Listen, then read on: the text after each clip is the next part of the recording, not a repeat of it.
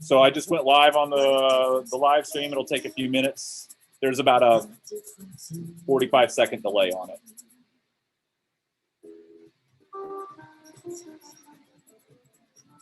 So I just went live on the live stream. It'll take a few minutes. There's about a 45-second delay.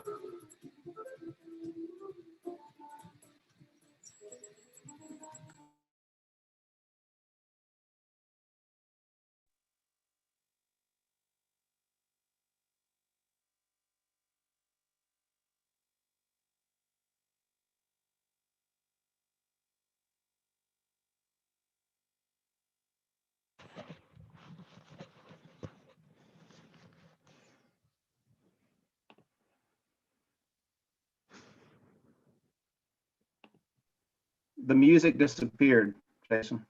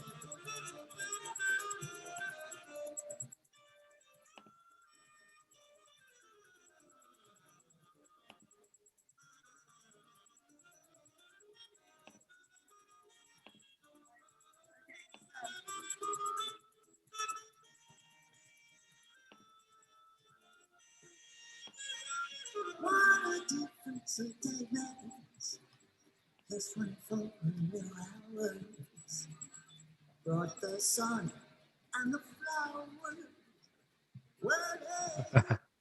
That's awesome. Yesterday it was blue deep. Now I'm part of the routine. My lonely nights were deep. Since you said you were mine, what a difference a day. There's just rainbow for me. Skies above can't be stormy. Not since that month of blood bliss, a feeling kid. Since heaven when you find romances on your own merry. What a difference a day makes, and that difference is easy.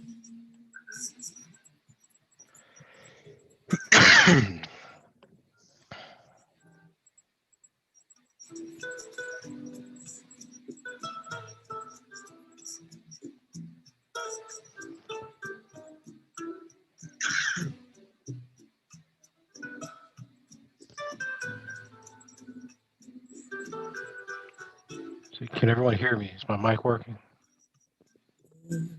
Let me flow when fashion still a one. Drying in the colors of the evening sun. Tomorrow's rain will wash those stains away. But something in our minds will stay. You know, our lives will show. Nothing comes with violence and nothing ever could. Those poor, bleeding, aimless stars. Remember how fragile we are. On and on. Like rain from the stars. On and on. Rain said, how fragile we are.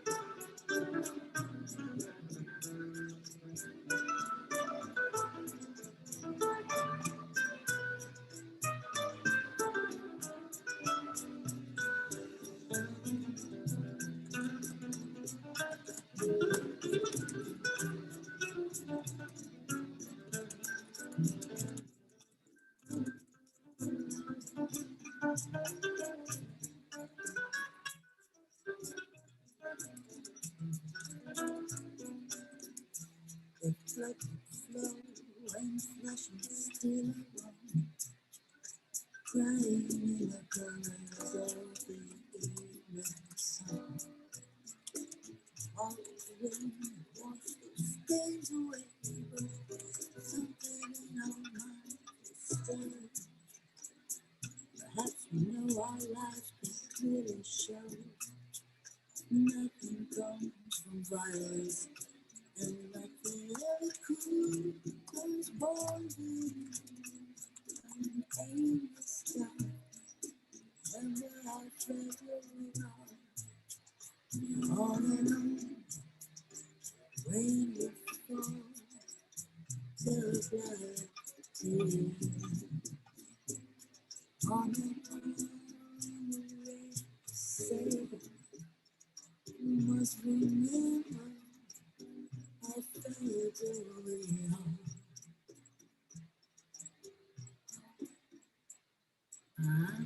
This is the first time I walked into simple eyes, but I was so new to it.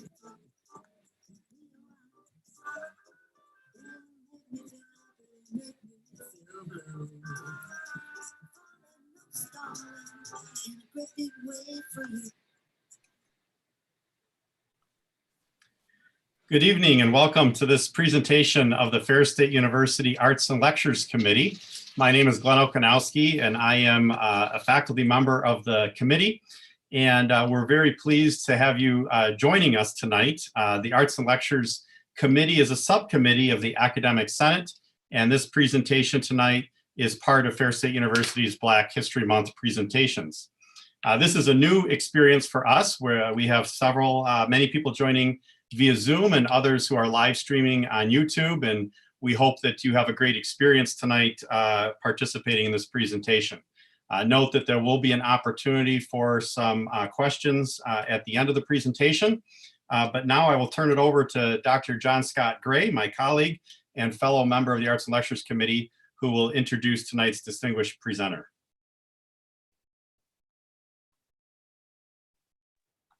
Thank you, Glenn. I remember to mute that time. I first had the pleasure of meeting Dr. Tommy Curry roughly 20 years ago when we were both students at Southern Illinois University in Carbondale. And he was finishing up his undergraduate work there, and I was finishing up my coursework towards my PhD in philosophy. I really have very few distinct memories from my time there at SIU, in part because it's a defense mechanism to help me deal with the mental trauma of the period. But I do remember two distinct things about the experience. First, I like to think myself a very astute judge of character, even after a short period of time interacting with someone. Tommy Curry instantly impressed me with his thoughtfulness, his critical thinking abilities, as well as his already impressive level of philosophical acumen. I knew that of the 50 or so students I shared the halls with at SIU, that Tommy Curry would rise to be one of the brightest stars within our philosophical galaxy. And with over 70 prestigious publications already to his credit, I think I may have gotten that one right. The second thing I remember was how competitive and difficult my time at SIUC was. Demanding professors whose capricious nature meant that they often made a big deal of minor things while ignoring the big things. Beyond this, many of my fellow philosophy students were intensely competitive, often in passive-aggressive ways, in attempts to curry favor with their professors. I remember roadblocks and struggles to be overcome. And I remember these as a white male in a still largely sexist and racist environment. I cannot begin to imagine how difficult things were for Tommy Curry. Yet he would persevere, overcome the many roadblocks, and become the force of nature that he is today. And his work continues to serve as a beacon for a deeper and more meaningful understanding of race and racism in America and the world.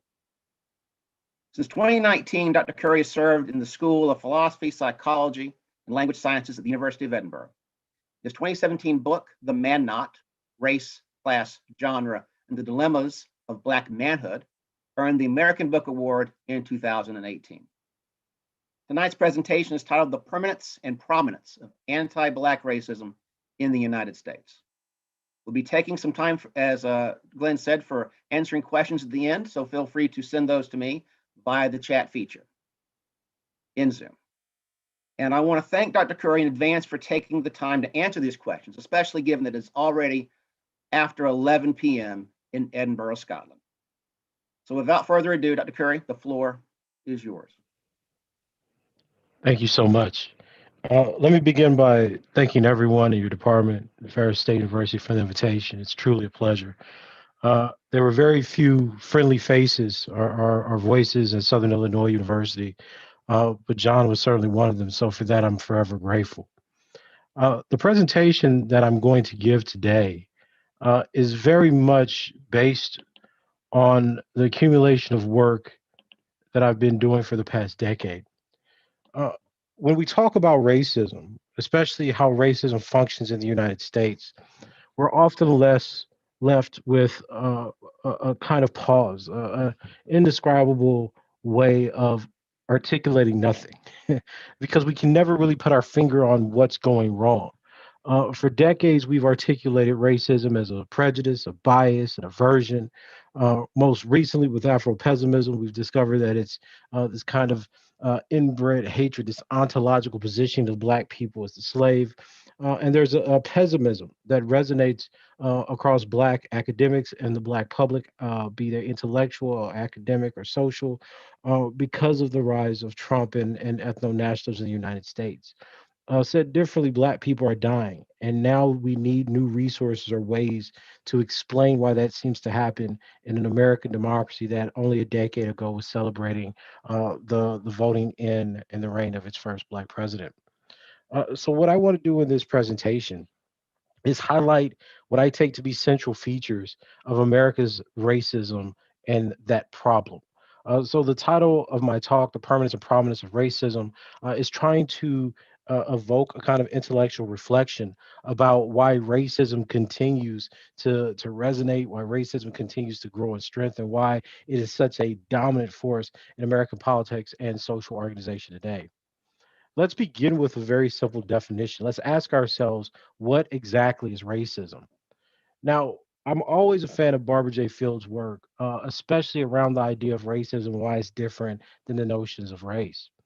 Racism is the assignment of people to an inferior category and the determination of their social, economic, civic, and human standing on that basis. And it unsettles fundamental instincts of American academic professionals who consider themselves liberal, leftist, or progressive. And that's why well meaning scholars are more apt to speak of race than racism. When we think about race, it's a much homier and tractable notion than racism, a rogue elephant gelded and tamed into a pliant beast of burden. Substituted for racism, race transforms the act of a subject into an attribute of an object. And because race denotes a state of mind, feeling, or being rather than a program or pattern of action, it is usually more readily accepted. We have endless conversations in the academy about race and identity, but very few conversations about the sociological, economic, and political impact of racism. The reason for this is that racism creates a distinction. It's asking, what are the foundations of assigning people to different groups? What are the taxonomies, the categories used to actually dehumanize people? And when we start talking about Black people or other disadvantaged groups in that way, it destroys the kind of agreed upon civility that we think we carry with us throughout civic institutions like the Western Academy. But luckily, we have a foundation in the field called critical race theory that provides a foundation for how we actually think about racism, not only as permanent, but actually producing and functioning in American society. The father of critical race theory was Derek Bell. He was born in the 1930s and he actually died in 2011. He was a good friend of mine and served as a mentor to me in my first years coming out of the academy. One of the most controversial positions that Derek Bell took was that of racial realism. Racial realism was the idea that racism in America is permanent. As he says, Black people will never gain full equality in this country. Even those Herculean efforts we held as successful will produce no more than temporary peaks of progress, short-lived victories that slide into irrelevance as racial patterns adapt in ways that maintain white dominance. This is a hard to accept fact that all history verifies. We must acknowledge it and move on to adopt policies based on what I call racial realism. This mindset or philosophy requires us to acknowledge the permanence of our subordinate status. Now, for many scholars, this is simply pessimism. It's a kind of fatalism, right? Bell is suggesting to us that the myths of equality, the myths of liberalism, the civil rights movement itself was nothing but a hoax. But Bell's argument isn't simply ideological. He's actually taking a much more nuanced and targeted approach. Bell suggests that Black people are really third party observers to American politics, that the real negotiation for how things change, civil rights or human rights, are debated within American political systems and within the courts, is rarely based on what rights Black people actually deserve or a recognition of their humanity. Instead, Bell suggests that these are economic and political battles fought between upper class and middle class white people, where the bartering system involves whether or not the stability of the middle and lower classes outweigh the risks of social stability and democracy for for the upper classes. And it's through this tension, this antagonism between the white classes, that we actually get things like the civil rights movement passed or Brown v. Board of Education passed. So Bell is suggesting to us that the rights of Black people, rather than being a recognition of their humanity that's built into the very constitution and blood of the word that we have in American democratic society, this is merely a facade. It's illusion. In reality, Black rights are nothing more than contingencies that can be given and taken away at a moment's notice. And it's because of this view, his idea that racism is permanent, that he sees Black people being sectored off into the inner city, being denied jobs, being economically subjugated, right? This kind of downward mobility that we find with Black men even today is what he thinks really solidifies the racial patterns of subjugation for Black people. So rather than talking about ethics and the promises of a better day, rather than talking about the notion that the civil rights movement fundamentally changed the hearts and minds of white people, Bell insists that we need a fundamental change in how we think about racial patterns in the United States. And that change, that realism, has to admit that anything that we see as progress, like the voting in of Barack Obama, is always going to be met with a harsh backlash. Said differently, the only reason things happen to benefit Black people in the United States is because it converges with the interest of the dominant racial group, which are white people. So because white people thought they lost too much under Bush, they voted for Obama. Obama wins because moderate white people feel they're going to be an economic political gain, not because the nation has fundamentally changed its temperament and its thinking towards Black people. So when we look at what Anthony Farley said, he wants us to understand that if we accept the basic premise of Bell's thinking, that racism is permanent and solidified through the historical, political, and economic trajectory of the United States, we also find that there's something about the selling and the killing of Black flesh that substantiates this. The murder of George Floyd, the murder of Black people, the elimination of Black people from American civil society is part of this kind of ethos. Farley suggests to us that the new world was not new before the killing. The Blacks were not Black before the killing. The colonized were not colonized before the killing. The murders constitute and mark a new species. So the production of race is the production of a race that is to have and another race subordinate to the first that is not to have. The abundance of belonging to one and the lack that is the chief property of the other are conjoined twins, born of the same unspeakable event. The Black can trace his origin only as so far back as the Bill of Sale. Now, Farley's analysis sounds similar to what we get out of Afro-pessimism, or the idea that Blackness is so subjugated and ontologically determined in the United States that it is only in the position of the slave. But Farley gives us something different here as well. Farley is suggesting to us that the invention of Blackness, the invention of the other, or of race and racism, is a contingent event of colonialism, that the moment was created to fit within kind of the specter of the end of the United States. So the United States was born to have a goal, and that goal was to uplift whites at the expense of Blacks and all other non-white groups. So when we look at how society is organized, our ideologies and our mythologies that say that there is this idea of equality or freedom simply does not apply to certain groups of people. So that means that we have to think differently about whiteness. Lots of people like to talk about white privilege and the notion that whiteness somehow is something that could be recognized and eradicated. These thinkers offer snake oil. They sell you a remedy and a cure, hoping to get your dollars and your praise. But the reality of the situation is that whiteness is both structural and it's ideological, meaning that it reifies the way that certain patterns of being and social stratification actually exist in the United States. It's a worldview, as I say in my work, an aspiration that the world can actually hold, support, and perpetuate the idea of white superiority and Black or non-white inferiority. Now, this analysis was also introduced by W.E.B. Du Bois, a profound Black thinker that I'm sure most people are familiar with. But one of the things that people miss with Du Bois is that he wasn't primarily concerned with identity. While the soul of Black folk is something that is certainly given the most concentration and focus in fields like philosophy, much of the evidence that Du Bois presents to us resonates with sociology, economics, and history. And the reason for that is because Du Bois is looking at how racism operates, how it creates segregation, how it creates dehumanized beings that live among us that we call citizens, but really occupy the position of the slave, or as he says, the Negro or nigger.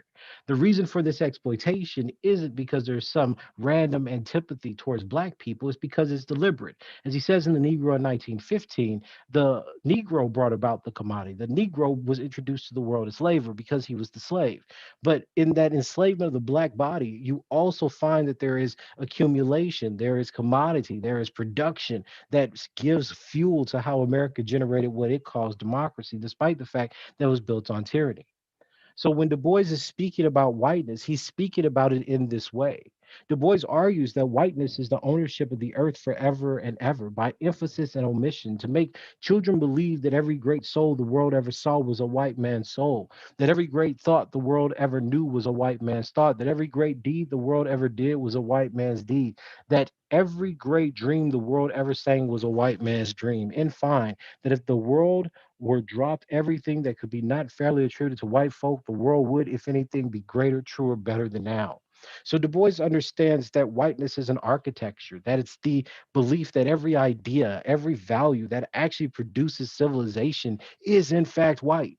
So the ideas that we're having in the United States with Trump and making America great again resonates because there are populations of white people that fundamentally believe that their political stake, their future, the hopes and aspirations of their progeny is grounded in white values, and that the republic, that America, that American democracy is in fact better, not through diversity and tolerance, but through whiteness and the elevation of whiteness above others. So this is why Du Bois continues to say that in this system, you have to recognize that there is no equality. Equality is impossible because he's like, once you engage in this theory of human culture and its aims has worked itself through warp or woof of our daily thought with a thoroughness that few realize. He's like, everything good, great, efficient, fair, and honorable is thought to be white, whereas everything mean, bad, blundering, cheating, dishonorable is yellow, a bad taste is brown, and the devil is black. So the orientation by which our society is structured, be it historically, politically, economically, sociologically, etc., holds at the poles whiteness and blackness, where evilness, the idea of savagery, resonates with the idea of blackness. And it's this problem, it's this orientation that continues to invent itself over and over again in our minds and plays out in the political theater that we call American democracy. It's no secret that Trump won on an extremely racialized and political bend on immigration, Islam, and blackness. The question about whether or not Trump was a racist is irrelevant. The question is, why does Trump's racism resonate with the culture and the perspectives of white Americans so thoroughly? In both the first election and the second election, the overwhelming majority of white people voted for Trump, be they white men or white women. But when we try to articulate this, because it acts against our natural liberal sensibilities, right? It reacts to our idea that people are rational and moral. It reacts to our idea that white women are liberal despite them voting for him in the majority twice, right? These ideas that we hold to and we use to interpret the world that we learn through academic theories and books don't really explain the reality that Black people and other non-white people experience. So when Du Bois is writing this in 1920, he understands that the real issue in America is not segregation. It's not whether or not people like each other. The real issue is there's a fundamental commitment, both institutionally and culturally, to the supremacy and the superiority of whiteness. And that superiority of whiteness reaches a deep psychological, cultural, and institutional impulse at the heart of American democracy. That American democracy wants to produce freedom, but freedom for white people, freedom from Black people, freedom from Muslims. And it's this idea that Du Bois understood 100 years ago that still solidifies and provides the foundation for how we can analyze the different aspects, the back and forth, the cyclical nature of anti-Blackness and death. But far too many people don't pay attention to it simply because it rings with a certain kind of pessimism. But Black pessimism has a grounding. The overwhelming sentiment of Black people from the 19th century to the present has been pessimistic. We're sold the idea that people like Frederick Douglass imagined an equal world, that every Black person who was enslaved sought to free themselves from slavery so they could realize the promises of American democracy, life, liberty, the pursuit of property and happiness. But this is not true. It's an illusion. It's a symbolic reference to things that never actually happened because Black people were pessimistic about whether or not white people could change. Martin Delany was pessimistic of the idea that white social change or white consciousness can change by moral suasion. He thought that Black people had to leave the country. And it's this sentiment that produced the Black radical tradition, be it socialist or Black Marxist or radicals or Black power advocates, Pan-Africanists, Afrocentrists, etc. So you have lots of intellectual traditions that accept that racism is permanent, and those voices are coming back now because you see that the health disparities, the incarceration, the murder by police of Black people now seem to crack the marble of the idea that equality is possible. Now, when we look at someone like Calvin Warren, a young Afro-pessimist who teaches at Emory University, he argues that the very notion of the human that's been utilized to mobilize Black rights and Black life, et cetera, is illusory. He says the human being provides an anchor for the declaration. And since the being of the human is invaluable, then Black life must also matter if the Black is a human. The declaration anchors mattering in the human's being. But we reach a point of terror with the syllogistic reasoning. One must take a step backward and ask the fundamental question: is the Black, in fact, a human being? Or can Blackness ground itself in the being of the human? If it cannot, then on what basis can we assert the mattering of Black existence? Now, for some people, the idea that Black people are human is intuitive. It's what makes you non racist. But Warren is trying to get us to think something differently. He's asking us if we can hold a notion of the human, its meaning, its worth, its rationality, its being, its fundamental essence, right? Alongside the notion of Blackness. Are these two things, the Black human being, in fact, a contradiction, given that Blackness is the negation of whiteness, rationality, reason, civility, morality, etc.? He's asking, given the history of Blackness as enslaved and savage, is there the possibility of recognizing or even conceptually engaging a project that gives some sort of validity to the notion of a Black human being? For him, of course, the answer is no. But it's an important question because if we think about the kinds of liberal politics that we constantly engage upon, like Black Lives Matter, we're asking a question around Black Lives Mattering, surrounding ourselves with Black death. We haven't engaged whether or not Black Lives Matter. We've engaged whether or not Black death matters.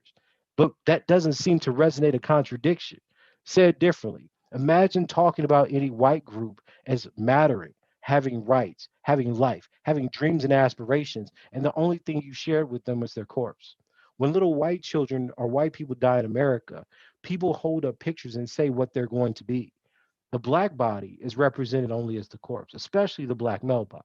We have no ideas about their aspirations or any notion of futurity because we don't understand how they fit into the notion of American democracy.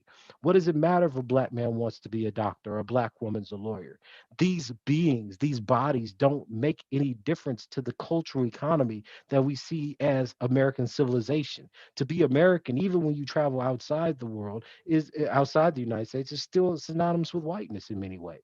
So to understand oneself as an American is to understand oneself as participating in a certain kind of imperial legacy and history.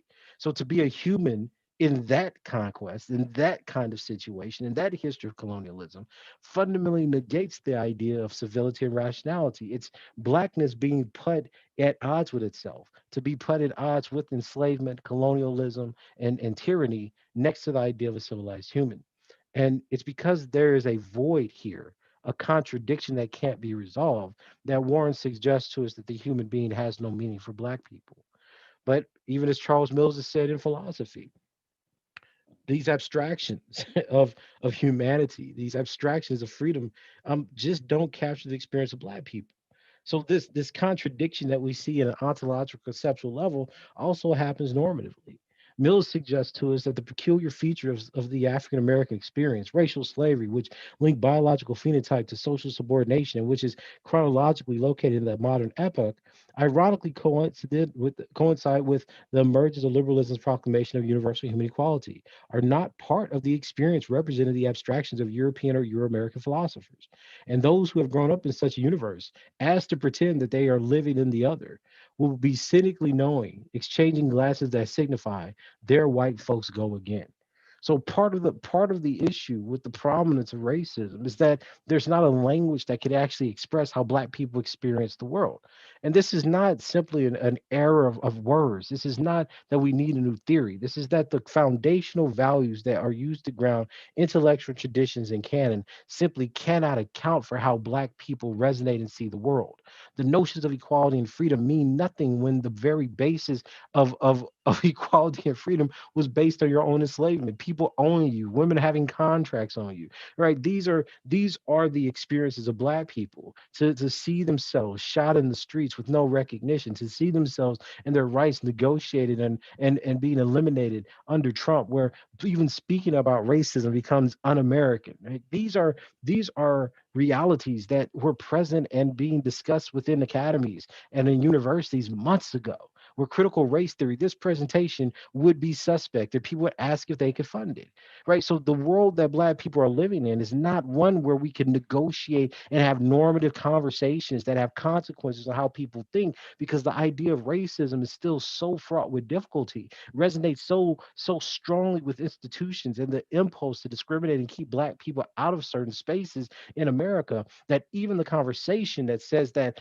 this value or these theories or this thought or this idea doesn't resonate with our experience threatens resegregation.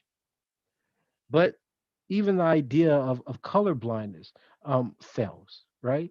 Um, one of the things that I think is so powerful about how we think about reason and rationality as philosophers is that it always seems to be housed in the minds of whites, right? So even when we think about color blindness or the idea that race is irrelevant to how democratic societies operate, we get an ideology that's constantly used to deny institutional racism and normalize whites being being most of the power brokers within white societies. Right. When you're looking at this perspective, you think about, scholars' participation in the slave trade, like that of Britain. Everything that's coming from the Enlightenment is used to suppress groups of people, right? David Hume, Adam Smith. You pick a white philosopher that brings about the ushering in of reason, and you find racism there. Immanuel Kant, for instance. And we take these legacies and we pretend that somehow the modernity, the Enlightenment, actually gave us some tools that we can use to break down prejudice and bias, when in fact, racism was at the very foundation of how reason itself was founded. There is no discernment between how we think about the world and how we think about certain groups of people in the world. This was the point of Kant's geography. So when we're looking into, right, when we're looking into the world and looking into democracy, and we're looking into problems of being our existence, do we see everyone included? Overwhelmingly, the answer to that question is absolutely not. But how then do we understand this for contemporary problems, right? So much of what we do, much of what we say as academics, is geared towards highly theoretical orientations and highly elitist problems and debates. But I want to ask a very simple question here. If we had to encounter the world and we had to explain certain phenomena in the world, how would we do that? Right. So if we take racism to be permanent, how then do we understand the misandric aggression or the killing of Black men by cops, or even the white liberal guilt that many people throughout the academy in the United States had about the murder of George Floyd? The first thing we have to understand is that many of our ideas of progress and about social acceptance are illusory. Many of the racial stereotypes that we hold about racial groups are tied to racialized men. So this means that in an academy that celebrates the social mobility of white women and women generally, they can do that without engaging some of the fundamental stereotypes of criminality, danger, savagery, often associated with male groups. So previous research, for instance, has shown that stereotypes of an ethnic group will be more similar to the stereotypes of the men than the women of that particular ethnic group. And also that stereotypes of criminality and danger are more strongly associated with Black males rather than Black females. Now, the reason that this is important is because when we're talking about the wealth gap, the political violence, the lethal violence that are experienced about Black people, by Black people, we see that those tendencies and those trends um, predominantly affect males of that group. So at the same time that we're having conversations in the academy about anti-racism, we're simultaneously suggesting that many of the ideas about Black men being dangers or violent or sexual threats are in fact true. And this is why we need to analyze, right, how the permanence of racism is constantly reinvented, to reimagine, and re-energize through misandric characterizations of men of particular ethnic and racial groups. So even when we look at how white people think about violence in the United States, we can see that white people generally believe that Blacks are more violent than whites, that men are more violent than women. But when we do any kind of subgroup analysis of that, we understand that the perception of violence by Blacks is not driven by Black men, I mean, Black women, but by Black men. So part of the arguments that we're having about police violence, police killing, discrimination, exist as a subgroup analysis about particular stereotypes that we see about Black males. The reality of the situation is that most white people, over a third of respondents, believe that almost all Black men are violent. But this is not only limited to violence. This is also involving sexual promiscuity. So again, we have a racial stereotype that Blacks are more promiscuous than whites and men are more promiscuous than women. But yet again, when we're actually looking at the subgroup analysis of why people believe that Blacks are more promiscuous, it's the idea that Black men are more promiscuous. So many of the ideas and stigmas and stereotypes that we have about Black people are in fact stereotypes about racialized men, Black men. And when we talk about race and racism, we often fail to mention why is it that there's certain groups of Black people that are more particularly targeted by criminal justice systems, more particularly engaged by police, and more victims of direct discrimination and oppression than other groups. So ultimately, what we find in the research is that being Black and male actually increases the risk of being killed by police compared to all other groups. So when we're actually looking at this over life course, what we find is that Black men are roughly 2.5 times more likely to be killed by police over the life course than white men. Black women are about 1.4 times more likely to be killed by police than are white women. But among all groups, Black men and boys face the highest lifetime risk of being killed by police. The authors of the study concluded that roughly 96 per 100,000 Black men will be killed over their life course, compared to 5.4 per 100,000 Black women. Now, this is what this actually looks like. So when we have arguments about anti-Black racism, we're talking about the racism of police violence and police homicides. What we're talking about really is the effect that racism has on Black people and other racial minority groups, right?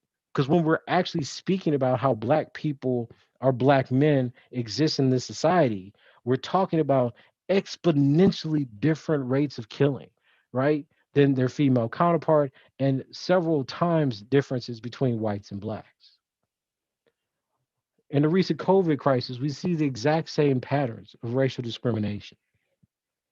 Right. So when we compare every other group to white people, be it in cases, hospitalization, or death, we see that Blacks, Indigenous people, or Hispanics suffer higher cases, higher hospitalization, and higher rates of death than their white counterparts. Now, many people think that these things are accidental. What I'm trying to suggest to you is that they're certainly not deterministic, but they fit certain patterns of social stratification and inequity. So when we know that there's going to be a pandemic, we could expect there's going to be disproportionate amounts of death that are cut along the racial and ethnic differences or axes in a given society. The same way that we know if there's police violence is going to target the groups that are most feared and criminalized in that society. Even when we look at things like income gaps, we see the exact same kind of patterns, right? When we look at the actual wealth gaps between Blacks, we see that that wealth gap is primarily created by the income differences between white men and Black men. When you look at Black women and white women, you see very little difference in terms of income ranks.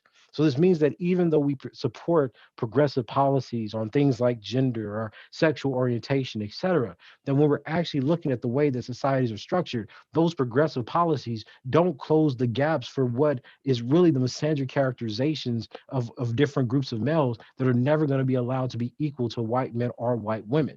Said differently, no matter how many progressive politics that we proclaim to have in the academy, the structural issues of how anti-Black racism functions is largely misandric and male based issue in the United States. So even when we look at things like downward mobility, comparing Black and white boys together, you see overwhelmingly the number of Black boys, which are the purple, even if they start up growing rich, tend trend downward.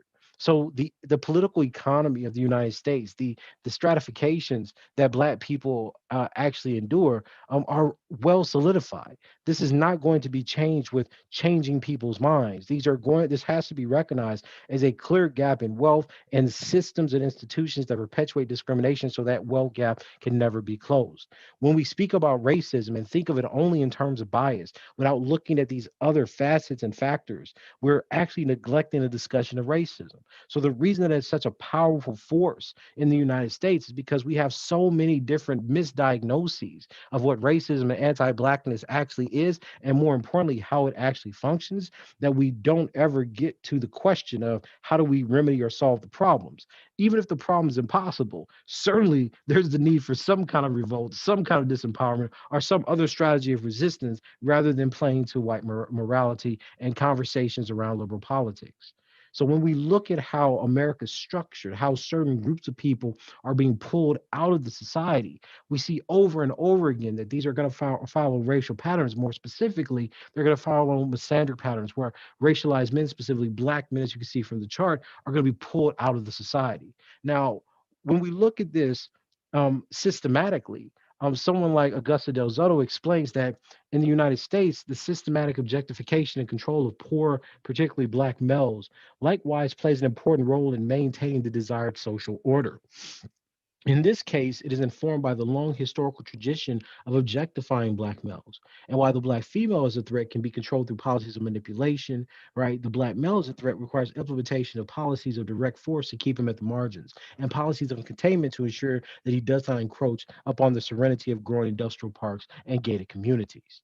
So the idea that we can solve racism or engage racism without understanding the particular groups that are thought to be eliminated and removed, right, from the American democratic society itself, means that we are celebrating the people that we recognize as symbols of progress. We'll celebrate Black people who mimic the ideas, the ideologies of white liberalism and triumph or shout praise for the ideas of social mobility and acceleration into the throughout the academy. Right, we praise that idea because the very notion of democracy seems to lend credence to the idea that anyone could do it. But the problem is that these small Black minorities in the academy or in elite professions or occupations in the United States become representative.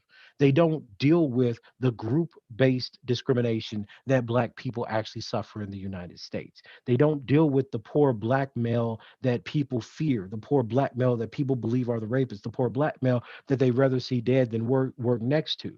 They don't deal with why George Floyd was killed. They don't deal with those questions. It just is a performance of outrage that celebrates the ability of democracy to adapt and reform. But again, going back to Bell, he asks the question that if there's actual reform, if there's genuine change, why is it that every decade or so, the rights, the progress, the steps forward are always met with two steps backwards?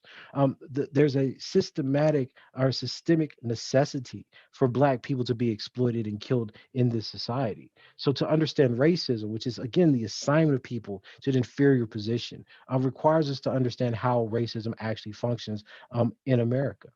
So ultimately, the permanence of racism is a tenable explanation for social inequality and cyclical patterns of racism and racial equality. So the mythologies of social progress ultimately are rooted in illusory and targeted symbols of racial equality. Like an example of this would be your Barack Obama. The idea that we celebrate a Black president, but don't understand that the Black president created the conditions that led to the kinds of ethno-nationalist backlashes, like the Tea Party, the rise of conservatism, paleo conservatives, et cetera, that give you Trump, right? we have to recognize that blacks as a group remain the most targeted and lethally sanctioned in the United States. So the rise of racism is not simply present by the segregation of certain populations or the mistreatment of certain populations, but it's also in the very processes of death and dying. That we will, if we have a racist society or an anti-black society, we can also expect death and dying to accompany that population. And lastly, the purpose of racism helps us to understand the rise of ethno-nationalism during the presidency of Trump as evidence that social progress is not reflective of white social psychology or political will. And I think this is one of the most important things that we can recognize in having these kinds of conversations. That when we think of what ignites a white ethno-nationalist movement, is often associated with the fear of its coming minoritization. The idea that white people will lose control of key institutions or become the minority of the population seems to breed xenophobia, protectionism, isolationism, and extreme social violence against other groups so that that doesn't happen. Right. The xenophobia that I think we witnessed under Trump aligns with the same kind of impetus that you got from white supremacists to increase birth rates and reproduce. But this idea, right, that even though no, now that we have Biden, this idea that social progress somehow is the dominant will of the people of the white population is naive, if not straight up offensive, because it asks us to believe that the groups of people who voted for Trump, the groups of people who stormed the Capitol, the groups of people who still hold negative views about Black people, immigrants, and Muslims somehow disappeared overnight. That because people won and got a non-Trump candidate in the office, which was basically what Biden is, somebody who's not Trump, that represents progress. And what keeps happening in the United States is not really disappointment, but it's is the design. It's the need for every generation of white people in America to reinvent themselves as to show why white supremacy still has to be part and parcel of the dominant culture. And what we have to recognize as intellectuals, as scholars, as individuals is that it's not about the values that people hold, but it's about understanding and being able to diagnose the system. And if we keep pretending that equality and these empty and idle values like freedom will change the ways that systems have worked for centuries, then we're going to continue to reify the very same cycles that allow racism to live on, thrive, and actually grow into manipulative force without any ability to stay it, much less challenge it in the growing ideology of the American population in the 21st century. So what I've hoped to show in this brief presentation is that there's a need for new tools, a new way of thinking that recognizes not just the potential of American society, but also the limitation of it. And once we understand that the limitation of American democracy is not simply that its democracy is imperfect, but in fact that it is an imperfectly perfect machine to enable racism to have a lot of legitimacy within the minds and the institutions of our society, only then can we actually understand what these Black authors, thinkers, and revolutionaries have been pointing to for the last 100 years. So thank you.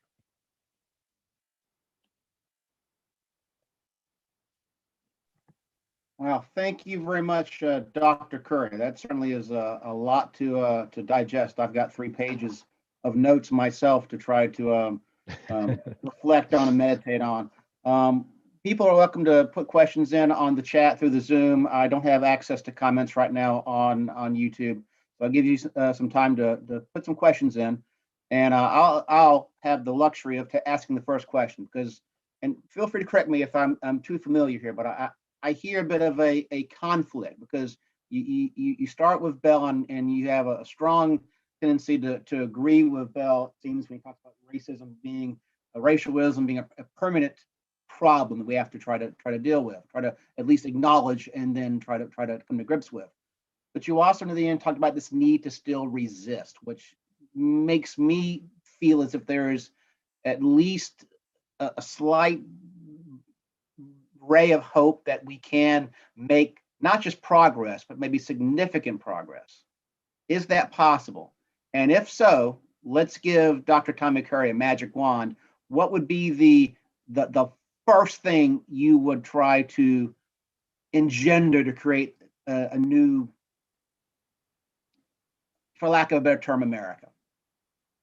Well, I think I think it's a complicated question because the resistance that Bell's talking about is something that he sees associated with, striving against and struggling against enslavement, for instance. The idea that Bell has is that resistance has value in and of itself, even when it fails. That there is something about not accepting the position of the enslaved, just because it's the position or the condition that one is imposed upon with, right? And I think that what ends up happening is that we read that into our liberal democratic sentiments that, oh, well, if there's resistance, then there's hope for structural change.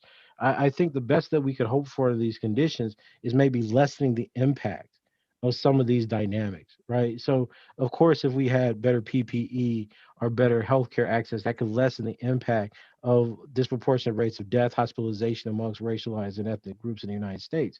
But that doesn't solve the stratification that's going to stop that from happening. And I think that until we get to the point where we're willing to accept that American democracy is in fact situated in that way, so there can be a demographic majority, so there can be a disproportionate amount of power and prestige associated with whites, you're never going to be able to even lessen the impact. So I think the resistance is important to highlight what could be done, but by no means is it a solution.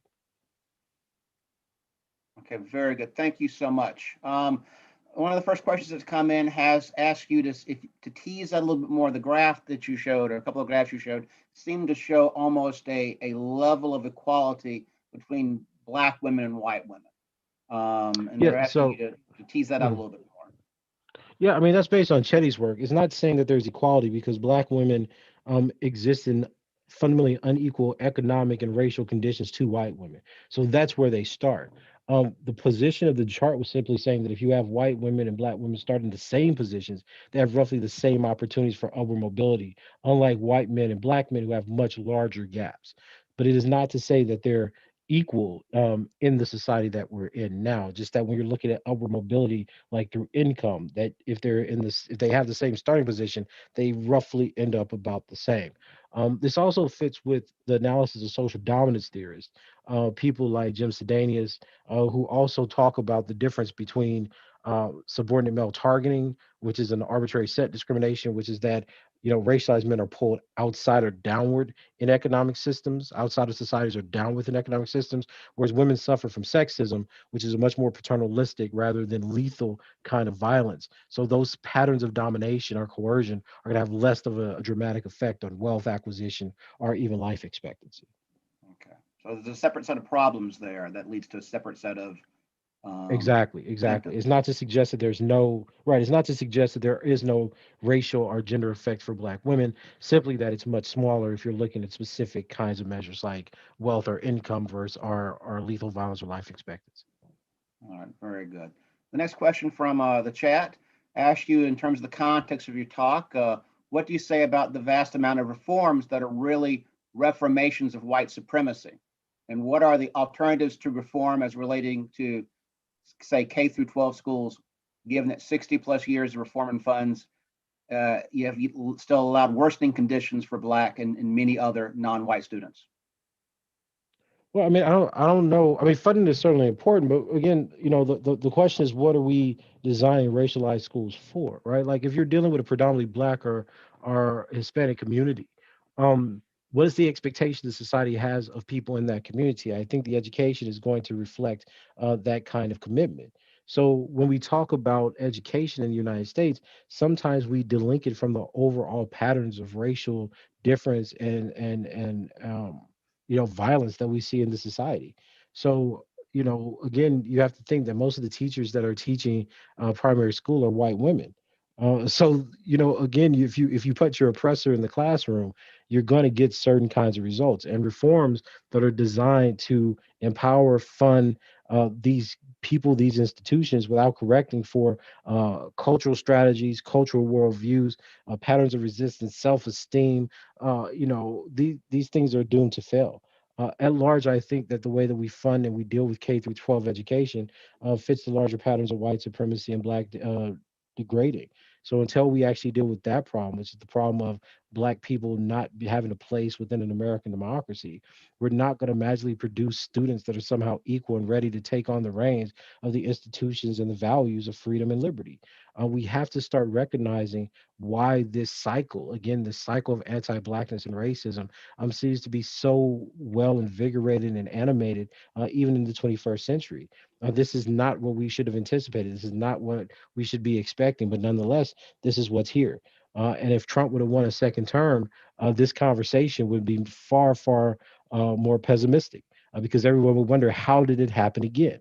Right. So that's what, and this is what I mean, that despite all the sociological celebrations of demographic patterns and white progressivism and liberalism, the reality of the situation is that there is no expectation that the kinds of sentiments that we believe reflect progressiveness, equality, and a concept of justness for racial minority groups can ever be delivered within the American political system.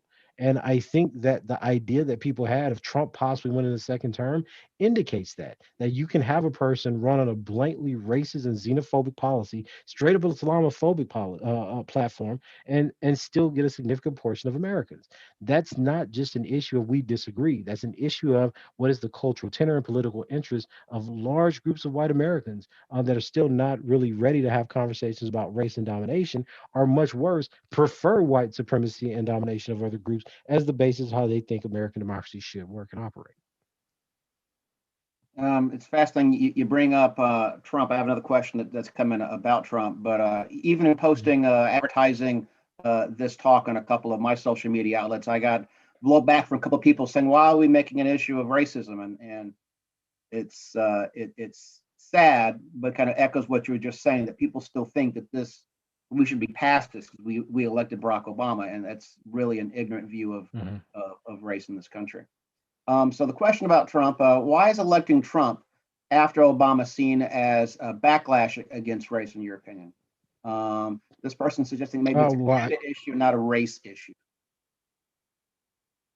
Well, I mean, I think when you look at it, it's certainly a race issue. Overwhelming support for Trump comes from white Americans. If you're looking at the actual attitudes of white Americans towards fears of others, or xenophobia, or even the fear of minoritization, all those attitudinal group tests or the survey data suggests that that's a large basis of why people thought Trump was a candidate. This isn't really speculation. Over the last 5 to 6 years, we got pretty good data that suggests that the people who support Trump also have inclinations towards racism. That's the platform that Trump ran on. So if we're going to have real conversations again based on race and racism in this country, we have to really look at the data. And the white base that Trump is in fact appealing to is incredibly xenophobic. It doesn't like Mexicans, it doesn't like Muslims, and it's fearful of Black people. So until we come to grips with why those are some of the cultural dispositions that turn into political platforms in the United States, then we're not really having a conversation about race and racism. Barack Obama created certain kinds of fears. Remember, one of the biggest, running propaganda ads from the right about Obama was that he was really a Muslim, that he wasn't American, that his Black skin meant that he was going to create policies. And he speaks about this in his book, right? Going to create policies that are based on race that actually harm America. I mean, part of the reason that the whole Jeremiah Wright fiasco became an issue was because they wanted to associate Barack Obama with the radicality of Black liberation theology, right? So if you're asking why this is a race issue, ask why did Barack Obama have to disassociate himself from Islam, from the Black liberation tradition, or the Black church, and constantly prove his an Americanist. There were groups of people, there were populations of voters who thought that Barack Obama was talking or about or indicated, was symbolized the losing of the American Republic for white people. And Trump was the answer to that. Speaking of America and the Trump response to Obama, and then Trump losing this last election, excellent question was raised. How might changing racial demographics impact ongoing patterns of white domination that you've been discussing tonight? Well, I mean, that's a really good question. I think that we see lower birth rates in the United States, at least over the last decade or so, increase the idea of white nationalism, right? There's a fear, there's a conversation about limiting immigration, locking down the Anglo-Saxon culture, if we could call it that, and making sure that white people, white women are reproducing at rates that would keep the white race viable. So I think minoritization, as I was saying earlier, plays a big effect in xenophobia and outright ethno-nationalist tendencies. I think this is why when you look at the alt-right, you saw so many different conversations and their kind of intellectual heritage drawing from the ethnological data, or at least the ethnological studies at the turn of the century. The reason for this is because the big question at the turn of the 20th century was, will whites be outpopulated? Which race will die out versus the next? And this is the material that they're drawing from, right? I think that sometimes I think far too often the left believes that it outsmarts everyone, when in reality, there's this very basic population grabbing attitude by most of its opponents. And what I mean by that is the left likes to talk about morality, identity, it likes to shame people, when I think the right and the alt-right talk in very concrete demographic trends. They're interested in who will rule, they're interested in what the world's going to look like for their progeny, and they're interested in capital, be it cultural or social, right, or even economic, right, in that sense. And what ends up happening on the left is that there's this shaming tactic that we should do better, we should be better, et cetera. That America should be ashamed of the kinds of choices that it's making, and I think this is a real problem because America's not ashamed of the choices it makes. Because if the choices make America strong, even if this was a white supremacist nation, even if it went back to imperialism and conquered everyone, perhaps unrealistic, but certainly at least ideologically, it satisfies the kind of craving and the ideas that we get from different actors and people, throughout the American society and through American government. And I think that's what actually matters. The question of how the state maintains legitimacy through racial patterns of domination, that's what actually matters. And I think that we've seen it over the last decade in this country. Okay, so following up on that, is there a numerical tipping point where the number of whites controlling policy drops to such a degree with this change in demographics that you could have an atmosphere of real change? And related to that, someone else asked the question: are Black Americans always going to suffer in the United States? Well, yeah, I mean, to the question of will blacks always suffer in the United States, the answer is yes. We haven't seen any kind of amelioration in the kinds of problems that black people have in the 21st century that are vastly different than the 20th or the 19th century, right?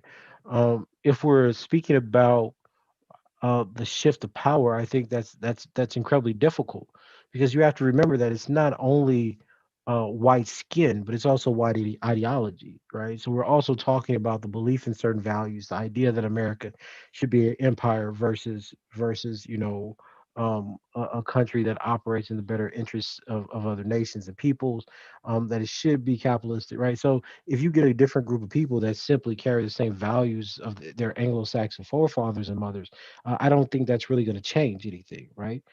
What I think is the more important question is, how do certain systems of domination keep empowering themselves in each generation? The myth of the civil rights movement is that, oh, right, and this of course is based on Alport's contact theory from the 1950s, that the more that black people, white people interact, the more values will change and the more equal and tolerant our society will become. But the reality of that situation is our society hasn't become very tolerant at all. So the question that we have to ask ourselves is, what's the failure? What keeps going wrong such that these values of equality and these ideas of civility don't actually get transferred from generation to generation, but more importantly, between different institutions, right? Why is the government still conservative? Why are certain power structures and institutions like the American Academy still extremely conservative and don't welcome in racialized difference of voices? I think those are the kinds of questions we're going to have to ask. And in terms of power in the government, I don't know, right? The hold. I mean, we saw what happened when a black president won. So who knows what happens when white people actually become a numerical minority in this country? All right, thank you for that. Follow-up question that may have the exact same answer. Someone asked a question about our healthcare system. You mentioned COVID numbers as part of your presentation. How many people would say that racism is not an issue in the medical field, this person says, but in fact, it's clearly still around. Why do you think so in medicine? That's still the issue, an issue. I think when you, yeah, I mean, look, I'm actually working on my master's of public health right now. I mean, you could look at any data set from intimate partner violence to cardiovascular disease to blood pressure to diabetes. I mean, pick one, COVID-19 rates, you're going to find racial disparities. So the question really is that why is it that there's high levels of cultural mistrust? Meaning, why do Black, Brown, Indigenous people not trust the medical facilities they have access to? Why do you see such disparities in terms of access and healthcare quality?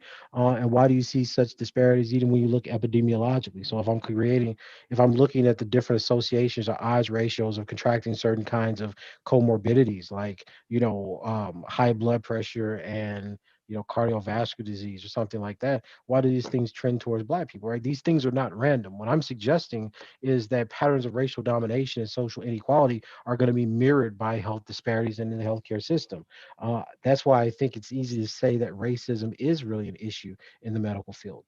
In fact, when you're thinking about some of the perceptions that you have by medical students of Black people and Brown people, these are still racist stereotypes. I think one of the problems that we often have is that we try to separate certain kinds of fields like medicine from the larger society. And what I'm actually arguing, at least in my work, is that there are biosocial indicators, meaning that there are interactions between social ideology and biological location and state, right, that inevitably lead to these kinds of conditions. If you take people, even if you look at white people who are poor, white poor people and Black poor people, if they live in the same neighborhoods, have similar outcomes. But if you take them separate and they live in mixed neighborhoods, white people have better outcomes than the Black people, right? So you have to ask yourself, what role then does residential segregation play in the outcomes that people have in health, psychological well-being, et cetera? And when you look at the kind of effect that weathering has, which is the kinds of stress or the various allostatic loads that Black and Brown people endure, and how that causes them to have more gerontological disease or basically makes them age quicker,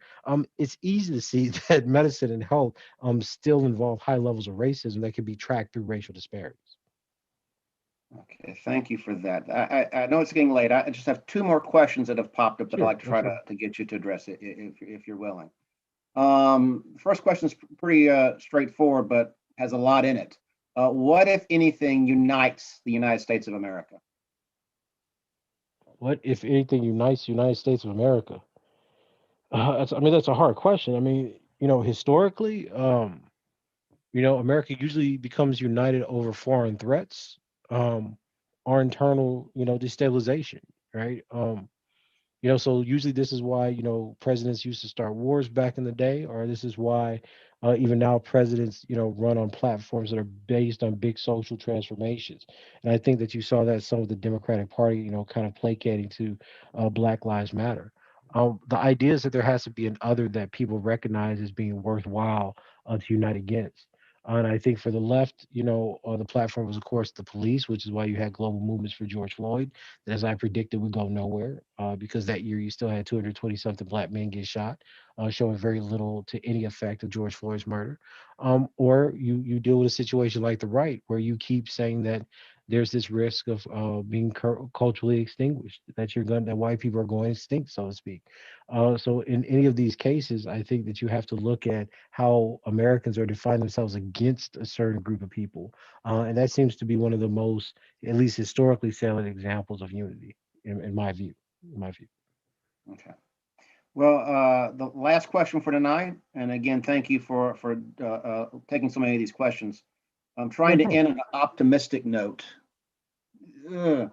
Uh, the question, I mean, we've had 100 people on Zoom and on YouTube tuning in live, and more hopefully be able to watch this in the next few days. But so you've had 100 people listen to this conversation. Do you have any ideas of what a person can do currently to help make Mhm. America reflect the goals of being anti-racist, or as Martin Luther King said, be true to the things we said on paper? Wow. Wow. Well, it's one of those things, I always say that those kinds of questions ask us to turn away from the evidence that we have in front of us, right? I personally don't believe that's a realizable goal. And here's what's funny. Neither did King.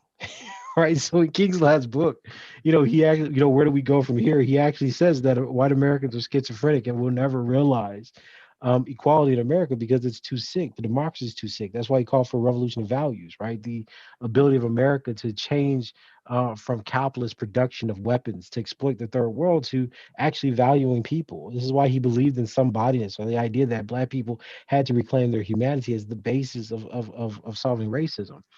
So the question is, what can an individual do? I think the question is that the real answer is not to really just be anti-racist.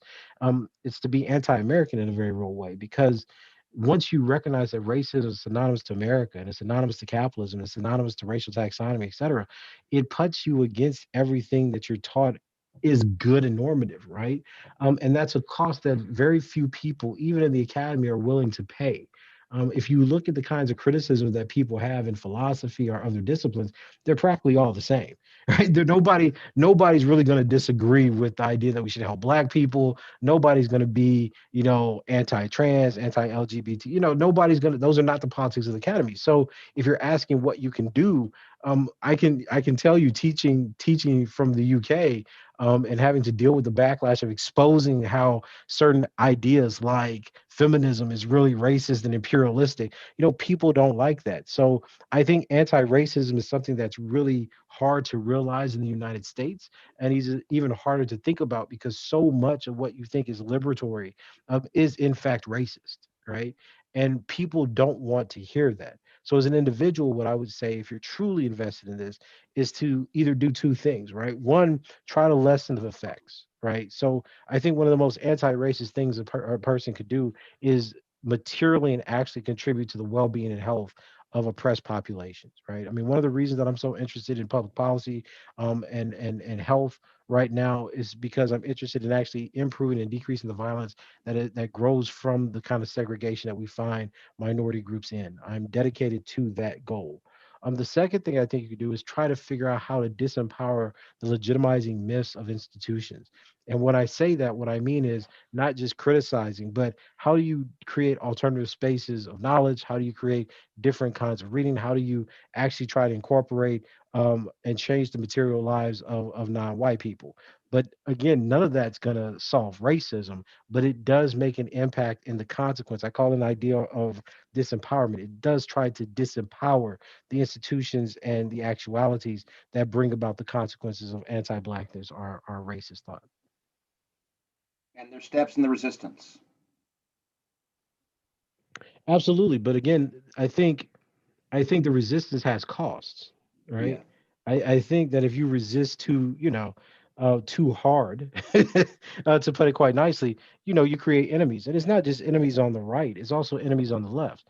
I think one of the things that my experience in the United States has taught me is that if you don't buy into an idea of kind of a mythical minority, right? And what I mean by that is if you don't buy into the kind of liberal and leftist talk about who the chosen groups that deserve attention should be, you're not very popular. My work and research is interested in people who actually suffer. And to be honest with you, some of that research shows that poor white men suffer incredible health disparities and tolls. And what seems to happen in the academy is that because I'm Black and I'm interested in race and racism, I'm supposed to overlook the fact that we have this other population out here suffering. And that's what I mean.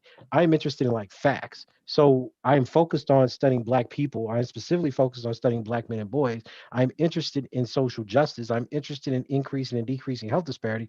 But that means that if I'm decreasing health disparities, I'm going to have to help some poor whites the same way that I'm going to help poor Blacks and poor immigrants, et cetera. And that way of thinking about things in the world is not very welcoming. So if you want to be anti-racist, you have to understand that it's not just individuals, but it's whole systems and neighborhoods and locations and proximities to violence or COVID or economic disparity and poverty that creates these issues. So they're going to be anti-racist may necessitate a rich project and capital or employment. It may mean increased mental health services. It may mean different kinds of research designs and surveys of different data, of different people's experiences. It may mean decreasing cultural mistrust. These are all things that will decrease the impact of racism, but you're not going to stop it unless you actually change the structures of American society. And that's not going to happen as long as white people are in power and the people who are constantly trying to get in positions of power are coming from a population of liberal-minded academics who don't really control government. And what I'm saying is we have to stop pretending that what we say in the academy or what we say in a talk is a magic wand that's going to empower a whole population. That's a naive and ignorant view of how actual American politics and social transformation and movements actually work. Even in Black Lives Matter, the poor Black people who are being killed by the cops are not the people who are running the organization. So there's a fundamental disconnect between the people who are oppressed and dying and the people who get to be recognized as leaders of certain kinds of movements because they fit in with liberal platforms and liberal agendas. Until we can get that right, until academics can start talking to a public and have them understand what the different parts of the machine moving actually do and why certain people get voiced and certain people don't. Anti-racism is a figment of our imagination. It's something that's created to make white people feel that they're engaging in actual praxis when they're in fact just rhetorically situating themselves as not supporting other less racist or more racist white people. That doesn't fundamentally change the quality of the life or the participation that actual non-white groups of people have in American society or the institutions that they don't have the privilege of being part of. Well, Dr. Curry, it's past midnight in Scotland. I want to thank you for your insight, for your wisdom, for your work, and for joining us tonight. The webinar, you can't really hear the crowd's applause, but I'm appreciative. A golf clap, and again, thank you so much, sir. It's been a true honor. Thank you so much And for the thanks invitation. everyone for joining us tonight. Glenn, any last words you'd like to say? No, I echo your appreciation for Dr. Curry. Thank you for your talk. And again, thank you to those who joined. Again, this was a presentation of the Arts and Lecture Series at Ferris State University, and it's only one of the Black History Month presentations that Ferris is hosting. So I encourage you to seek out those other opportunities. And again, thank you, everybody, and I hope everyone has a great night. Good night. Thank you, Dr. Curry.